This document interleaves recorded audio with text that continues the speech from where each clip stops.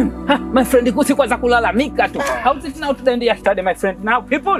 Ndugu yangu bwana Kilopo.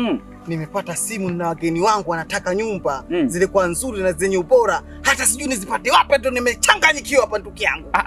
Ngosha. Naam. Vino sasa shirika la nyumba ndio mpango mzima. Kufahamwe wana nyumba za kisasa. Nyumba zina kila aina ya sifa.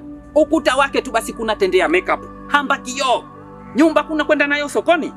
Nyumba kama kuna kwenda kazini, kuna fungasha tu, kuna kwa gari nyumba inafuata. Ukarudi kuna rudi nayo.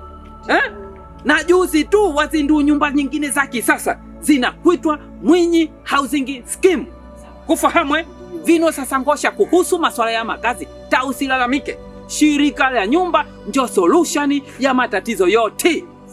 Kwa hiyo wageni wako uwake nyumba hizo kulawa shirika la nyumba.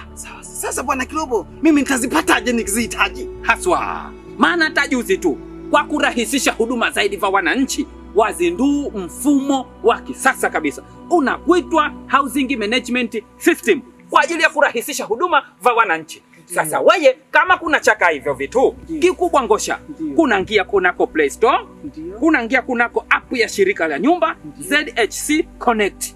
Hapo ndio kuchafata huduma zote kuhusu masuala ya shirika la nyumba.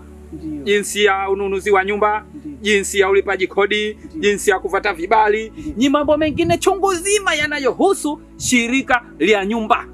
Vino sasa mambo kiganjani. Ndio. Ufahamu Ngosha? Haswa. Bwana Kilopo, Ngosha, hakika umenizindua. Haswa. Hapo nitaingia Play Store, nitaingia katika app ya shirika la nyumba. Hapo nitaperuzi mambo yote, nitapata kujua. Havana shida. Ndio. Vino sasa Ngosha, shirika la nyumba ndio mpango mzima.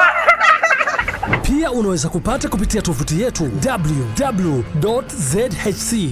www.zhc.go.tz, mitandao ya kijamii Facebook, Instagram na YouTube. ZHC Zanzibar. Ujumbe huu umeletwa kwenu na shirika la nyumba Zanzibar. Nyumba kwa maendeleo ya Zanzibar.